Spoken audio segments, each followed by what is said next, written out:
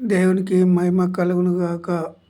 సమస్త మానవులు సృష్టించిన సృష్టికర్తనే పొగడాలి.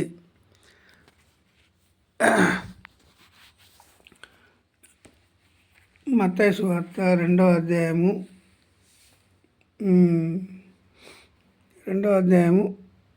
14వ వచనం నుండి చదువుదాం.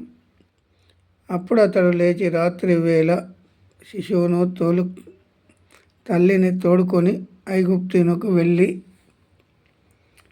వెళ్ళాను. ఐగుప్తు దేశంనకు వెళ్ళాడు. ఎవరు? యోసేపు తల్లిని తోడుకొని, శిశువును తోడుకొని ఐగుప్తు దేశంనకు వెళ్ళాడు. వెళ్ళిన తర్వాత అక్కడ ఏం జరిగింది? ఐగుప్తులో ఉన్నాడు యోసేపు. కానీ ప్రభు దూత చెప్పింది యోసేపుకు, పైనుంచి వచ్చిన దూత. ఇప్పుడు ఇక్కడ మానవులు చెప్పింది కాదు యోసేపుకు. నీతిమంతుడైన యోసేపు తన భార్యను విడనాడనుల్లక రహస్యముగా విడనాడాలని అనుకున్నాడు. అక్కడ దూత చెప్పింది, ఆ తల్లిని చేర్చుకొనెను. మరియను చేర్చుకున్న తర్వాత ఏం జరిగిందంటే, ప్రభు దూత ఏం చెప్పింది? ఐగుప్తు నుండి నా కుమారుణ్ణి పిలిచితివి. ప్రవక్త ద్వారా ప్రభువు సెలవిచ్చిన మాట నెరవేరబడినట్లు హేరోదు మరణము వరకు అక్కడ ఉండెను. ఆ జ్ఞానులు తన్ను అపహసించిరని హేరోదు గ్రహించి జ్ఞానులు నన్ను అపహసించిందని గ్రహించి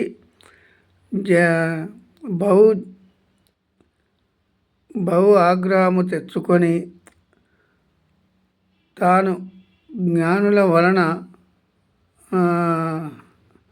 వివరముగా తెలుసుకొనిన కాలమును బట్టి బెత్లెహేములోను దాని సకల ప్రాంతములలోను 2 సంవత్సరములో మొదలుకొని తక్కువ వయసు గల మగ పిల్లలందరినీ వధించెను. ఇప్పుడు ఎక్కడ వధించిండు? బెత్లెహేము చుట్టుపక్కల గ్రామాలు ఎక్కడున్నా, బెత్లెహేము అనే గ్రామాలు 2 సంవత్సరాలు లోపు ఉన్న పిల్లలందరినీ వధించే విధంగా రాజు ఆజ్ఞాపించిండు. రాజు తలుచుకుంటే దెబ్బలకు కొదువా అన్నట్టు కపట బుద్ధి రాజుది బయటపడ్డది. కపట బుద్ధి ఇప్పుడు కూడా కపట బుద్ధి సేవకులు కూడా ఉన్నారు. విశ్వాసులు ఉన్నారు. కపట బుద్ధి విశ్వాసులు. దేవునికి తెలుసు, సమస్తము దేవునికి తెలుసు. ఎందుకంటే మేము నమ్మాము అని చెప్పుకుంటూ ఇప్పుడు హేరోదు రాజు ఏం చేసిండు? ఆ జ్ఞానులను పంపించి, మీరు మళ్ళీ ఈ మార్గంలో వచ్చినప్పుడు మేము కూడా పూజించినట్లు మీరు మాకు సమాచారం తెండి అని చెప్పిండు. సమాచారం తెండి అని అంటే హేరోదు దగ్గరికి మళ్ళీ వారు పోలేదు. వేరొక మార్గం గుండా వెళ్ళాను జ్ఞానులు. దూత చెప్పింది కనుక, పైనుండి వచ్చిన దూత. ఎప్పుడు పైనుండి వచ్చే దూత అబద్ధం ఆడదు. పైనుండి వచ్చే దూత ఎప్పుడు అబద్ధం ఆడదు. కిందున్న వారైతే అబద్ధాలతో బతికేవారు. ఈ మానవులు అబద్ధాలు ఆడని మానవుడు ఉన్నాడంటే ఒక్కడు కూడా లేడు. బాప్తిసం తీసుకున్న తర్వాత నేను క్రీస్తుతో మృతి పొంది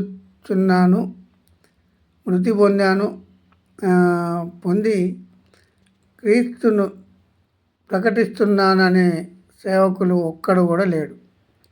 ఎందుకంటే మృతి పొందింది కదా, మరి యేసుక్రీస్తు ప్రభు మాటలు మాట్లాడాలి కదా. ఇప్పుడు మరి ఏ సేవకుడైనా మాట్లాడుతున్నాడు? అబద్ధాలు మాట్లాడని మానవుడు బాప్తిసం తీసుకున్న కానించి నేను అబద్ధం మాట్లాడలేదు అనుకునే మానవుడు ఒక్కడైనా చెప్పాలి. మరి ఒక్కడు కూడా లేడు కదా అబద్ధం ఆడకుండా. మరి యేసుక్రీస్తు ప్రభు అయితే ఆయన అబద్ధం ఆడలేదు, 4 సువార్తలలో అబద్ధం ఆడినట్టు ఎక్కడ నిరూపణ ఎవరు చేయలేదు.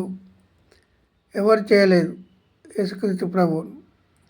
మరి 4 సువార్తలలో ఆయన కనబడ్డాడు. 33.5 సంవత్సరాలు ఈ లోకంలో ఉన్నాడు. 3.5 సంవత్సరాలు మానవులకు బోధించాడు. చీకట్లో ఉన్న వారందరినీ వెలుగులోనికి నడిపించిన దేవుడు. మానవులు చీకట్లో ఉన్నవారిని చీకట్లోనే ఉంచుతున్నారు. ఇప్పుడు సేవకులం అని చెప్పి చీకట్లో ఉన్నవారిని చీకట్లో నుండి వెలుగులోనికి నడిపించడం లేదు. వెలుగు సంబంధులు ఒక్క యేసుక్రీస్తు ప్రభు మాత్రమే. ఆయన ఈ లోకానికి వచ్చాడు. పరలోకం వదిలిపెట్టి భూలోకానికి వచ్చాడు. భూలోకంలో 33.5 సంవత్సరాలు ఈ లోకంలో ఉన్నాడు. 3.5 సంవత్సరాలు మానవులకు బోధించాడు. ఇప్పుడు ఆయన మాటలు ఎంతమంది అర్థం చేసుకున్నారు? ఇప్పుడు ఉన్నవారు సేవకులు అర్థం కాలేదు. ఇప్పుడున్న మానవులకు అర్థం కాలేదు. ఎందుకంటే ఏ రోజు రాజు కపట బుద్ధి బయటపడ్డది. అక్కడ ఉన్న 2 సంవత్సరాల చుట్టుపక్కల ఉన్న గ్రామాలలో ఎంతమంది అయితే ఉన్నారో వారందరినీ వధించాడు. చంపివేయమని ఆజ్ఞాపించాడు. కపట బుద్ధి మానవుని లోపల ఉన్నదా లేదా? కపట బుద్ధి. మరి ఇప్పుడున్న సేవకులలో మీ అబద్ధం ఆడని మానవులు బాప్తిసం తీసుకున్న దగ్గర నుండి ఏ ఒక్క చిన్న అబద్ధం కూడా ఆడలేదని చెప్పిన మానవుడు ఒక్కరైనా బయటకు వచ్చి చెప్పాలి ఈరోజు.